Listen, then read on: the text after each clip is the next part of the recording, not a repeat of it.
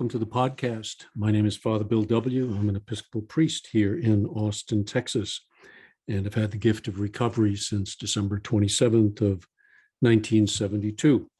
Very grateful for that. We're in the middle of a series on Robert Johnson's book titled Inner Gold. And, you know, when I began this, I was a little hesitant because I knew I was going to have to do a lot of reading, but I've had a lot of comments come through the email saying that people are enjoying it, that they're getting some real benefit out of it. And I was real happy to hear that. Johnson has a marvelous way of taking Jungian concepts and breaking them down into stories that people can wrap their minds around and then understand what it was that Jung was trying to convey. And for addicts, I think he's a particularly important figure, Jung, not so much Johnson, because he started this whole process. He sent Roland Hazard in search of a spiritual experience. And I think what Johnson helps us do is understand what's going on at the depth of that spiritual experience.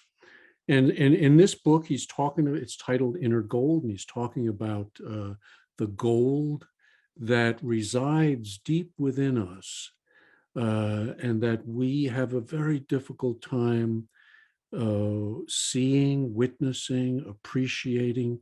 We even deny that it's there.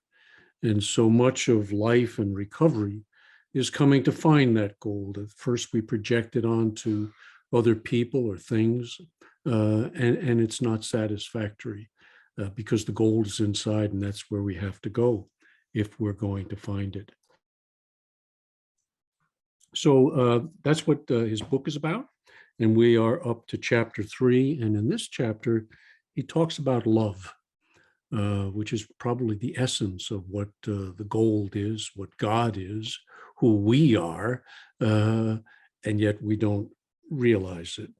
And he does this in telling the name of the chapters, the figure of Beatrice in Dante's Divine Comedy. So he's going to take this story of the Divine Comedy and in a very simple way get to the essence of what that story can mean for us. He starts off this way. He says, I want to share a love story. It is similar to a million love stories that preceded and a million that have followed since. But this story is extraordinary because it happened to a great poet who recorded it in the most beautiful language. Dante was standing near the Ponte Vecchio, a bridge that crosses the Arno River in Florence. It was just before 1300, a time of great awakening in the collective unconscious of the Western world. Dante saw Beatrice standing on the bridge. He was a young man, she even younger, and that vision contained the whole of eternity for him. It was a vision of completeness. Think back to the first time you saw her, guys, or ladies, to the first time you saw him. Your heart exploded, something happened. And the same thing kind of happens with our addiction. We experience something divine, something that transports us to another dimension that exists within the soul, but that we're not yet ready to understand. Dante did not speak to her. He saw her very little. And then Beatrice died, carried off by plague. Dante was stricken with the loss of his vision. She was the intermediary between his soul and heaven itself. 650 years later, during World War II, the Americans were chasing the German army up the Italian boot. The Germans were blowing up everything of aid to the progression of the American army, including the bridges across the Arno River. But no one wanted to blow up the Ponte Vecchio because Beatrice had stood on it and Dante had written about her. So the German army made radio contact with the Americans and in plain language said they would leave the Ponte Vecchio intact if the Americans would promise not to use it. The promise was held. The bridge was not blown up, and not one American soldier or piece of equipment went across it. We're such hard-bitten people that we need hard-bitten proof of things. And this is the most hard-bitten fact I know to present to you. The bridge was spared in a modern ruthless war because Beatrice had stood upon it. Dante went on to marry, and he and Signora Alighieri raised 3 children. Then suddenly, at the midpoint of his life, he fell into a deep depression. His epic poem, Divine Comedy, begins by saying that he was walking along in the afternoon of his life and fell into a deep hole. No one has described the midlife crisis any better. You're going along, things pretty well in hand, and suddenly you fall into a hole. I tell in my story that 20 years of recovery in AA, doing well, things are going great. Boom, I fell into a hole. Something was missing. It's the midlife crisis. Often comes around 20 years of sobriety. Is this all? It's the soul seeking after something more. And that something is what we have to find. So that's really, to me, what this story is about, or at least it's the way, in part, that I relate to it. Dante finds himself in the underworld, and above the portal into what turns out to be hell is a sign: abandon hope, all ye who enter here.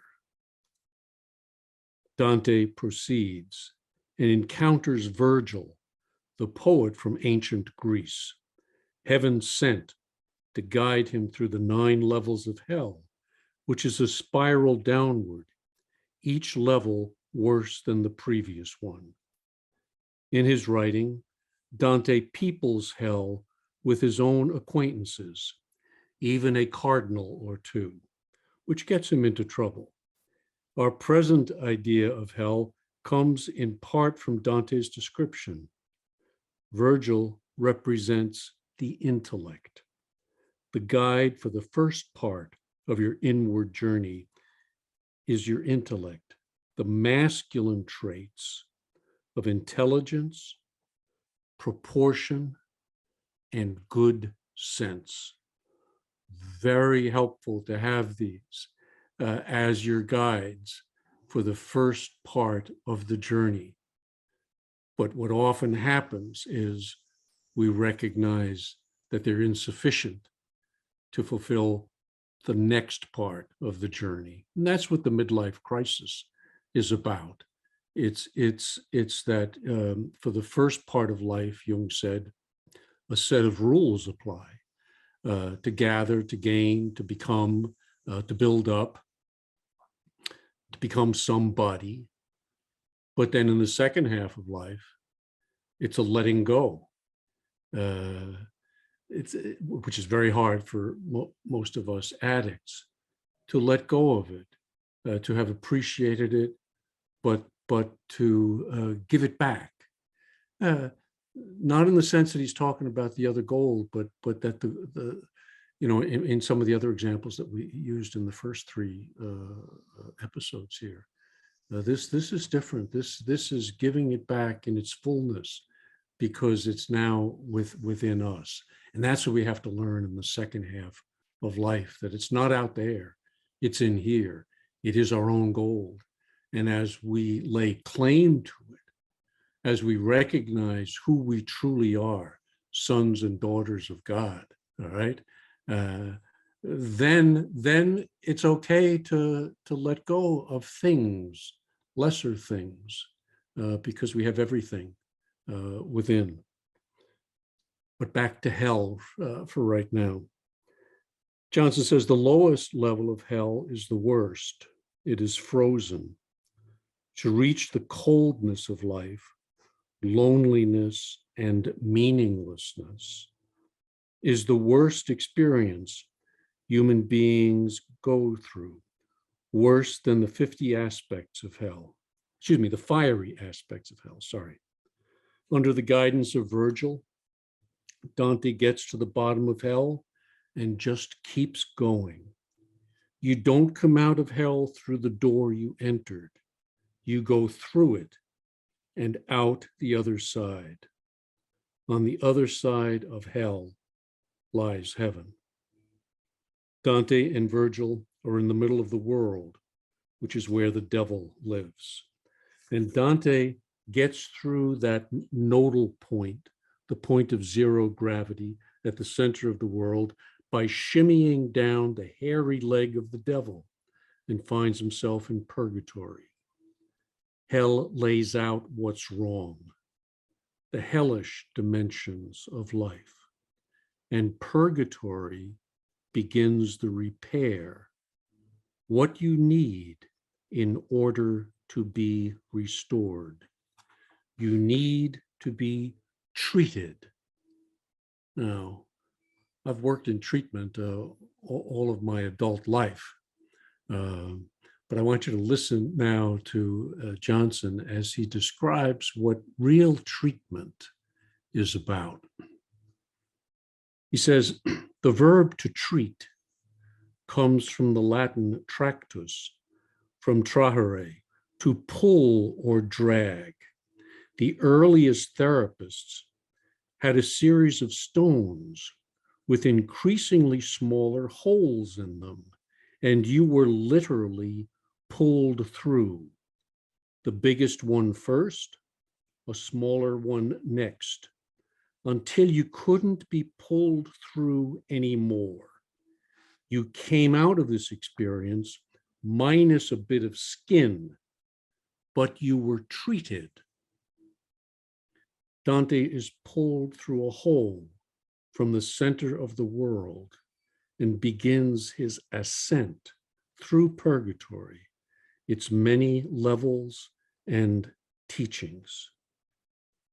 Jung said after midlife, pain becomes our teacher. It's the only thing that we're really going to learn from.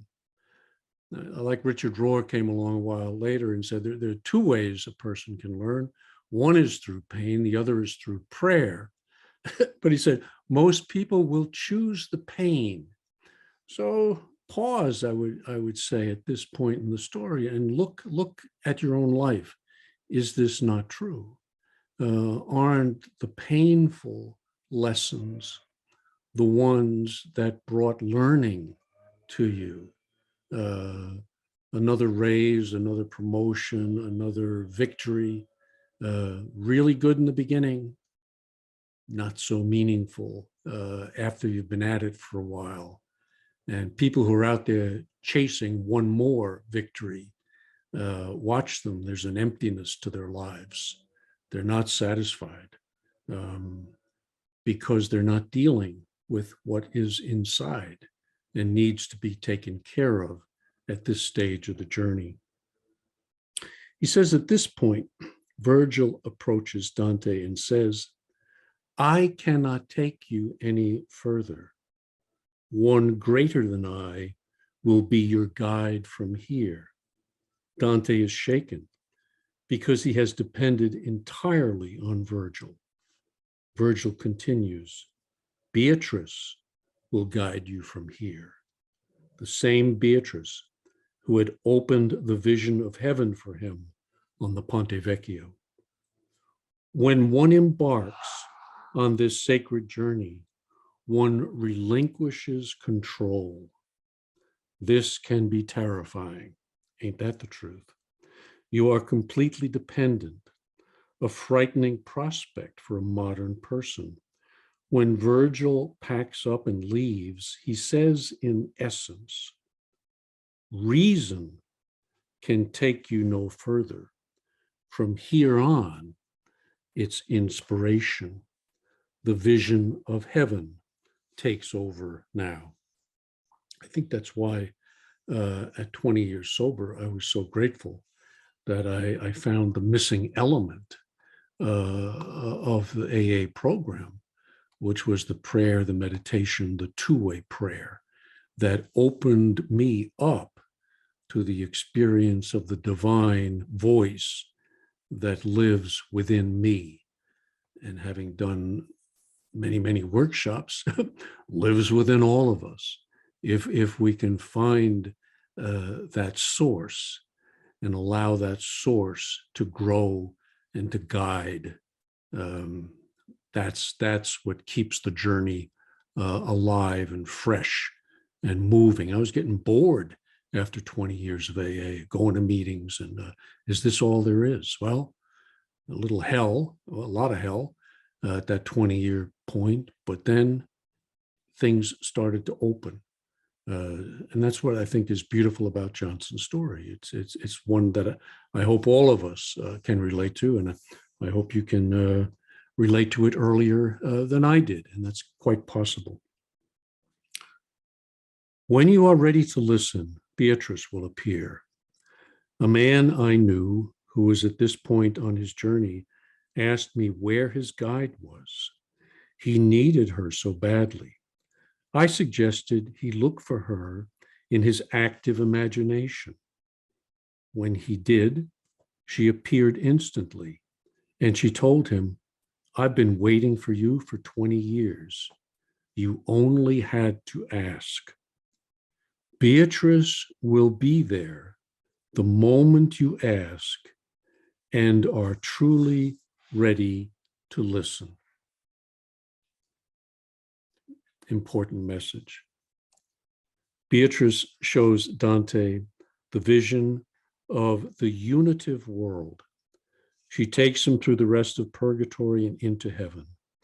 Then, at the last moment, she gives way to another guide, Saint Bernard, which is puzzling.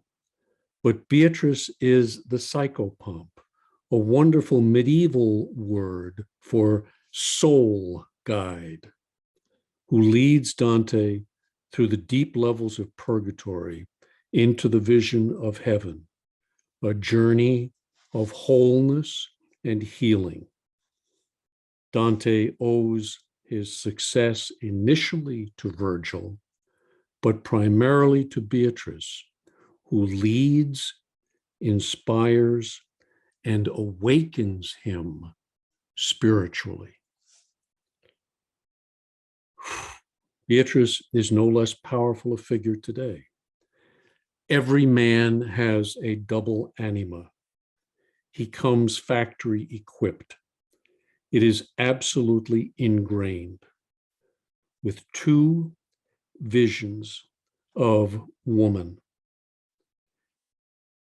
How he manages this dilemma says a great deal about his integrity. The first is the heavenly vision, a Beatrice-like figure who leaves him speechless at the world that she opens for him. Beatrice appears early in a man's life, and all he can do is store her away until he is strong enough to re-encounter her.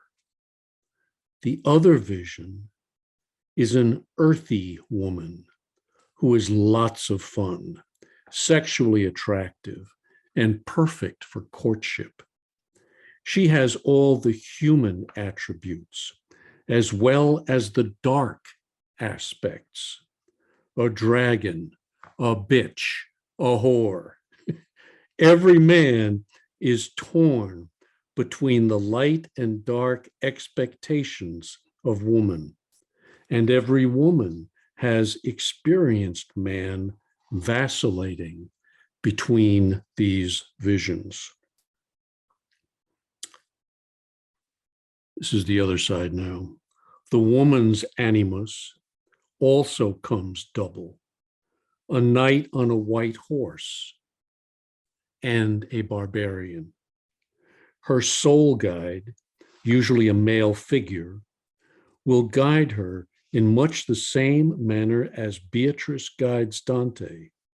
If you're homosexual, the same thing happens, but the labels are reversed. We all follow the same path.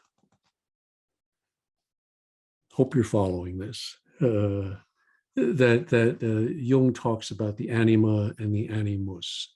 The anima is the female, it's not female, it's feminine. Excuse me for that. The feminine side of a man's psyche, the soul. And in the woman, it's the reverse. And we're not whole until we get in touch with these undeveloped parts of ourselves. For the masculine, it's typically to develop the feeling side.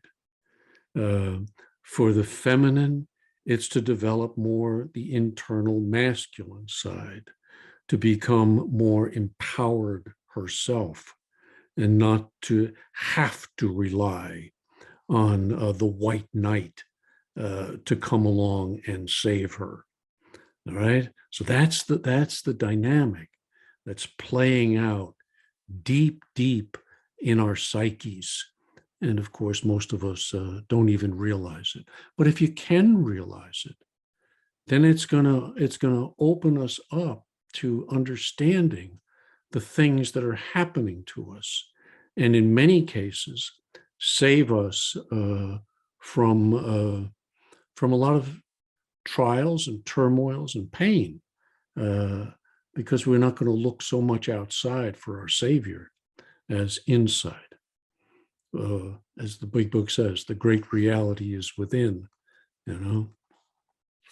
Beatrice, the heavenly anima figure, is the vision of all that is tender and beautiful. If you are personally unlucky, like Dante, although lucky in an impersonal way, the person who awakens Beatrice in your life will vanish or even die, separating herself from you. Beatrice can live within you only in subtle form. If you marry Beatrice, your marriage will drift off because it is more a kind of worship than a marriage. Or you will turn your Beatrice into the earthly anima image and then wonder what happened to the goddess you married. Probably like Dante, you will marry an earthy woman who will bear children and help manage your household. You are companions, and you talk and fight and make love and go through the vicissitudes of life together. But she is not Beatrice. At age 45 or 50, when you have raised your children and become accomplished in your work, suddenly you fall into a hole. The more sensitive and intelligent you are, the deeper the hole might be. A guide in the form of Virgil may come and list all the things in your life that have gone wrong. These are the 9 levels of hell. Your guide, your intelligence, will disillusion you. Abandon hope, all ye who enter here, is a classical beginning to what Jung called the individuation process, or the spiritualization of a man. If I could rewrite that sign, Johnson says, it would say, give up all expectations and presently held concepts. We might say, live life on life's terms, and not at the level that discounts life, that is so imaginary that it's lost touch with the great reality that we're living. Hey, the job of your intelligence is to catalog hell for you, to tell you all the things that don't work. If your integrity is sufficient, if you go forward, Beatrice will come in the form of a radiant vision of hope and the feminine to take you the rest of the way and gently deposit you in heaven. This will be one of the most profound experiences of your life. I'm so grateful that at the end of 20 years, I didn't go away from AA.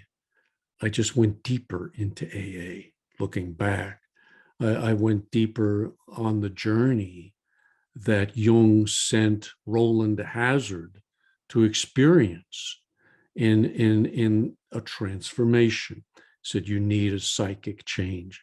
You need to change at the level of soul. And this is the kind of stuff that he was talking about. It's the inner journey.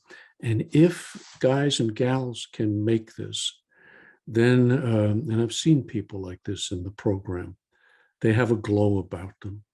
They've done their work. They've been through hell.